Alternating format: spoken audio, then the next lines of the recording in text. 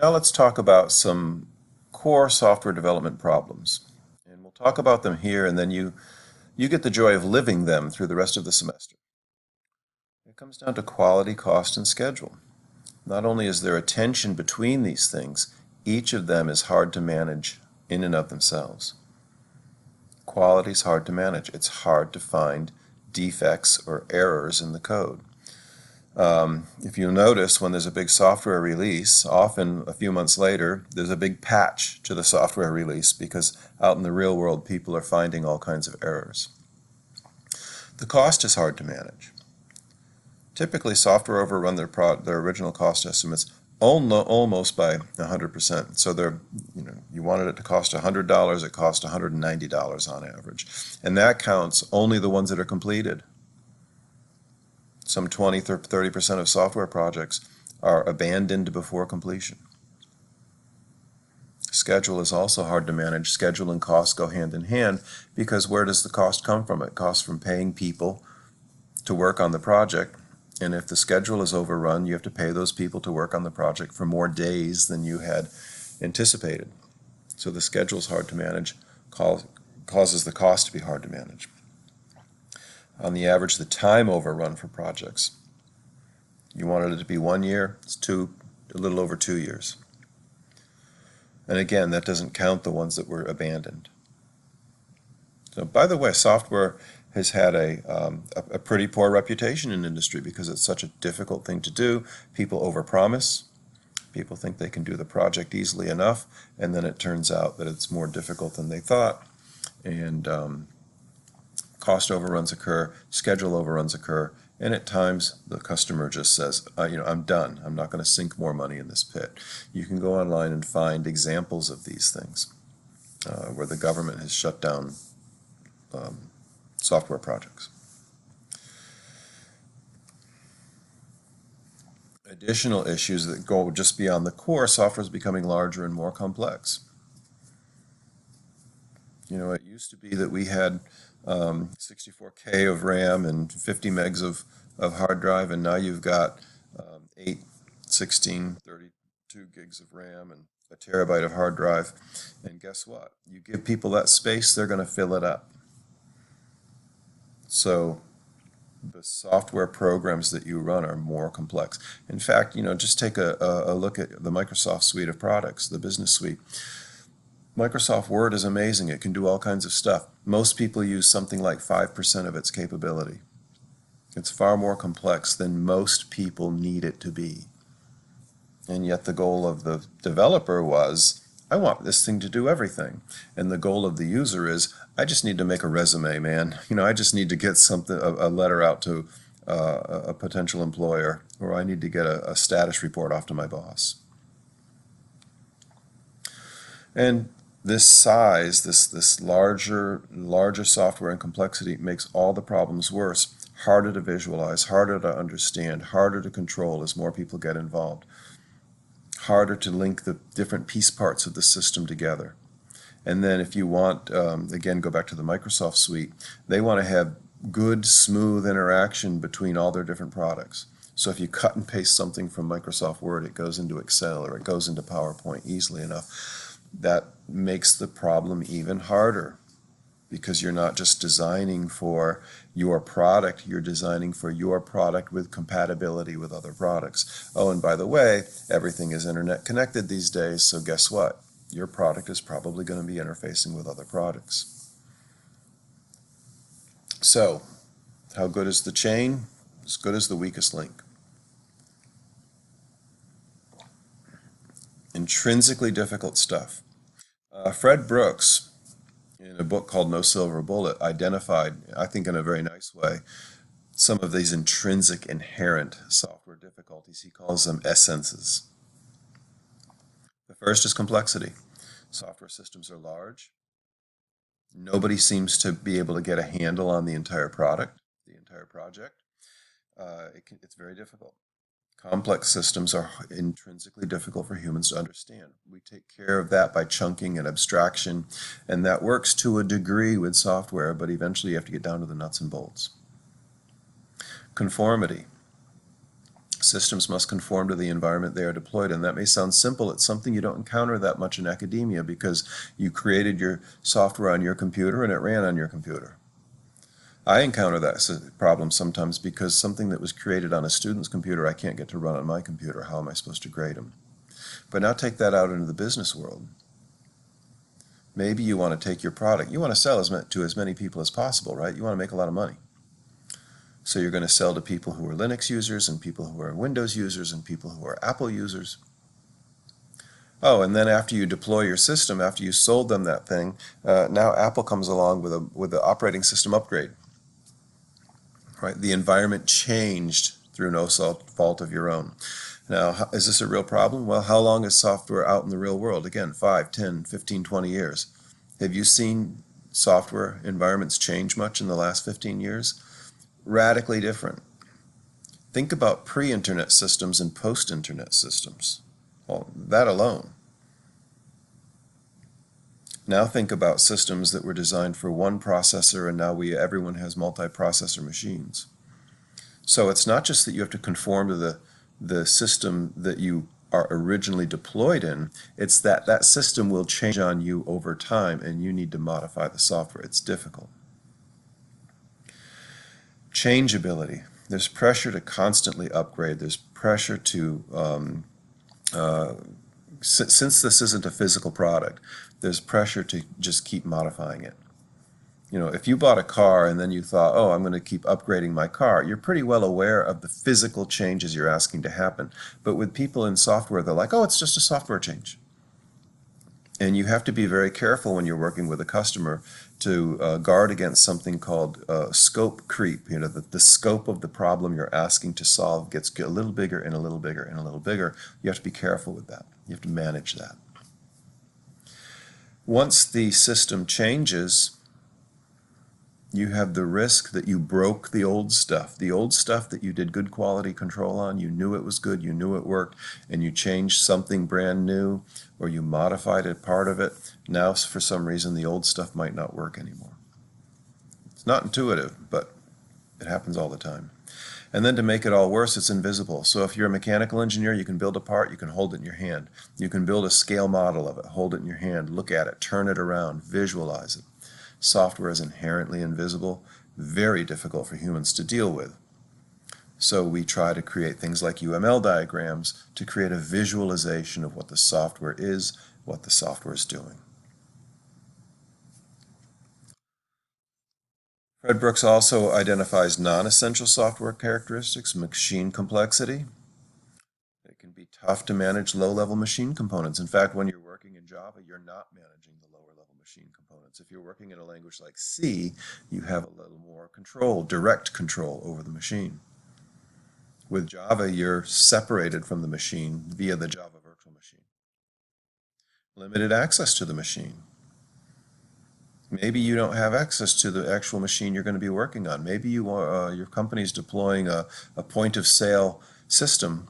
Well, you need to have access to the registers, which have software in them, and the company's database where they do all of their inventories, which they probably aren't going to give you access to play with.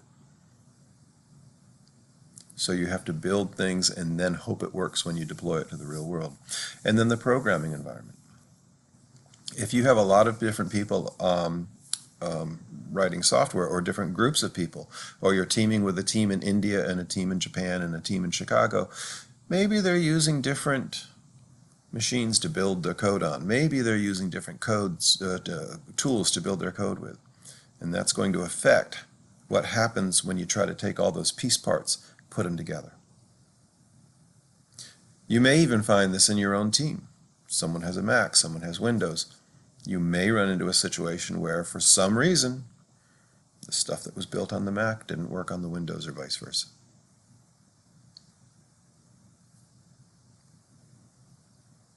We can break this down further into categories of product issues, people issues, and process issues. The product issues are all about the inherent difficulty of creating a good product.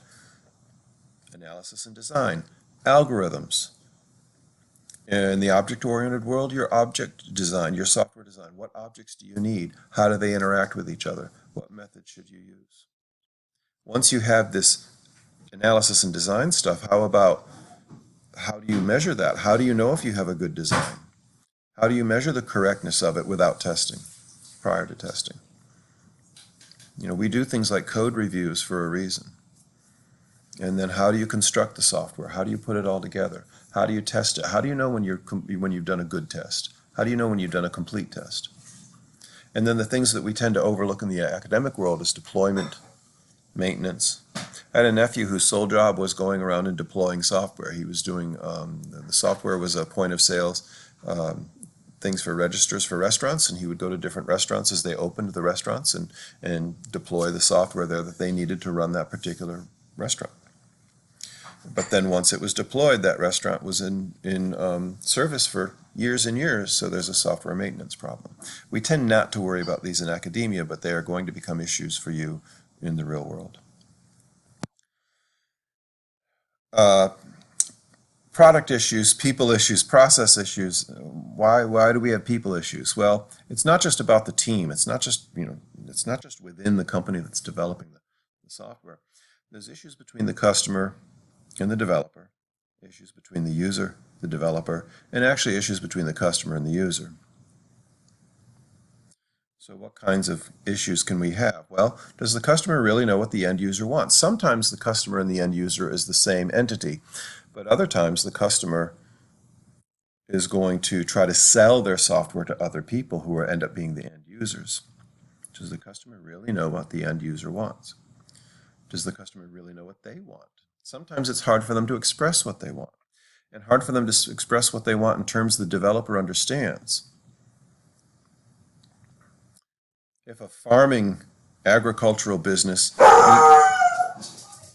again, if the agricultural business wants some software developed, and the software developers, they don't know about agriculture, they don't know about farming. The agriculture farming people, they don't know about software. So it's up to each group to educate the other and to ask questions of each other. The customer may not know what's possible with software. They may not know how to express what they want. And the software developer may not know anything about the business model that they're being asked to create the software for. There are techniques for trying to get around that, like having developers literally go, not work, but shadow the end users in a corporate environment for a week or 2 weeks or a month or something like that, or showing early prototypes and saying, are we in the ballpark here? Is there something good that we did, or is there something missing? And then it gets down to, can the development team produce the product? Do they have the resources? Do they have the skills?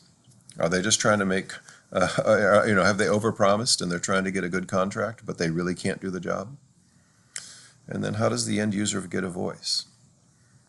Does the end user need to have special software knowledge? We have some really interesting Oracle tools here on campus, and I hate them because you need some special codes or special training and special this and that just to know how to use the product. So as an end user, I'm very unhappy with that product. In fact, I keep taking training from new products that the university buys, and it's rather annoying, right, as an end user.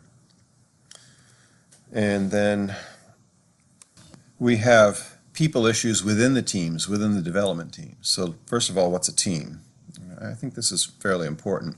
A team is more than one person working on a single goal with assigned roles who are dependent on one another. All of those have to be there.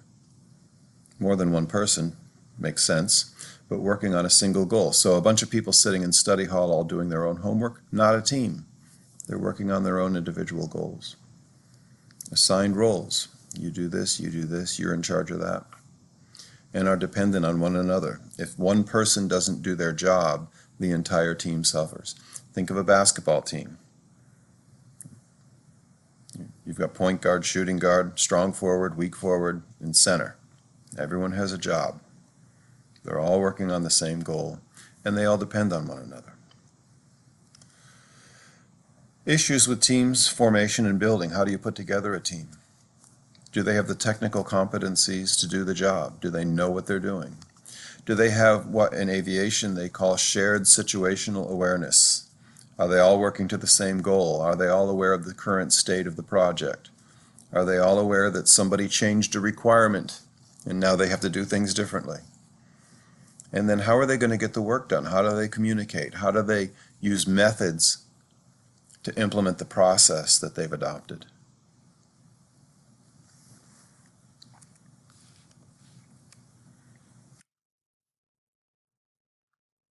Quality issues. There's different ways of assessing quality.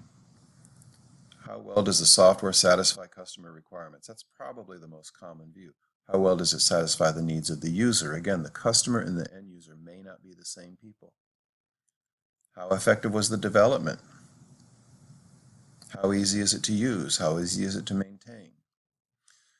This issue with development is a little bit different than customer requirements, right? So as a team, you guys are going to do a project, you're going to try to satisfy some requirements, but you should also always be assessing how effective was your development process? How well did the team work together? What do you need to change to make the team work go smoother, faster, less confusion, less rework? And as always, we have quality of product, process, and related to business environment, economic stuff. The typical ways that people assess software quality characteristics are in terms of reliability and efficiency, maintainability, and usability. So reliability, think of your cable service. How often does it go down? If we have a hurricane, are they able to bring it back up quickly? Are they able to repair quickly? Efficiency. We don't want to waste computer resources. We recently started using Microsoft Teams. I have to open up Microsoft Teams, I do something, I close out Microsoft Teams, and I look at my task manager, and there's always still, even after I close Microsoft Teams, 7 to 9 Microsoft Team processes running. Why would they eat up my computer's resources when I'm not using the product? Maintainability, again, we don't see this much in academia. Your projects tend to be one and done. But in a real world situation where your software is in use for years and decades, being able to upgrade the code, modify the code, that's something that is a real concern. And that has to do with how well the software can be understood, because normally the people who are going to be updating the software are not the people who wrote the software. Somebody wrote the software in 1998 and here it is in 2021. Well, they probably aren't working on that project anymore. Even if they did, they don't remember what they wrote back then. So there's a hidden issue of software understanding that relates to maintainability. And then again, usability. Is the documentation there? Do you tell the user what to do if there's an error? We've all seen the error that just says, software quits running, error 3046. Oh, I have no idea what that is. Or you enter something into a box on a screen and it says it's wrong. It doesn't say how to fix it, it just says it's wrong. So are you giving people the appropriate interfaces and documentation so they know how to use the software? Additional characteristics, easy to understand. This relates to maintainability. Easy to test. Low cost. Reusable components. It's easy to say low cost, but again, this gets down to the inherent complexity of software development.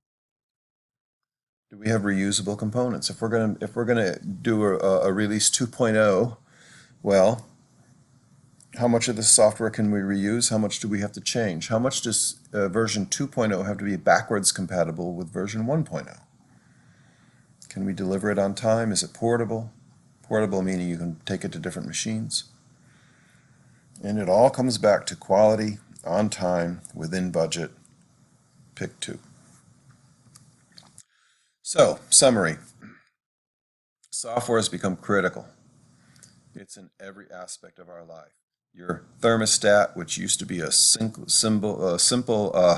tube with mercury in it and some metal tabs that would close a circuit, have become fully capable operating systems.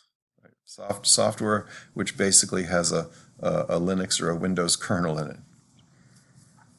Serious problems in developing complex software systems. The complexity causes issues with understanding, maintenance, testing.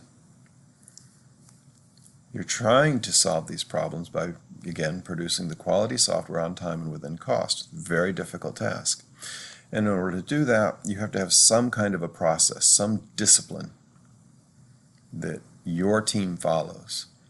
And then, not only that, you need a process to manage your process. So if you find that your process is no good in certain areas, you should have a process by which you can fix that. Okay, so that's an overview of software engineering. And we'll go through in detail some of these things throughout the course, and we're going to focus on the agile process, and then towards the end of the course we'll introduce alternate forms, more historical forms. The agile process is currently hot. In 20 years, I promise you there will be another process out there. And those of you working in the software industry will have to learn that process too. Maybe you'll help invent that process. Okay, take the quiz. I'll see you in live lecture.